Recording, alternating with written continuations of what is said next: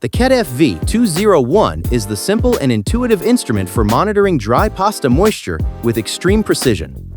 It is the ideal solution for those seeking fast and reliable control, essential for obtaining an excellent final product and verifying that parameters are within legal limits. But how does it work? First, it is necessary to crumble the pasta whose moisture percentage you wish to measure as finely as possible. To do this, you can use a mortar or a small grinder.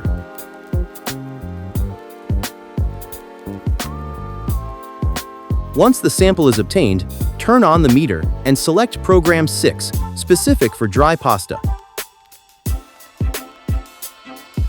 Once the program is selected, pour the pasta sample into the provided tray and insert it into the designated slot. Once inserted, place the screw in its seat and tighten it to the end of its stroke with slight force. The FV201 analyzes the pasta in a few moments without altering it in the slightest. While the pasta is in the compartment, a sensor sends a low-intensity electrical signal.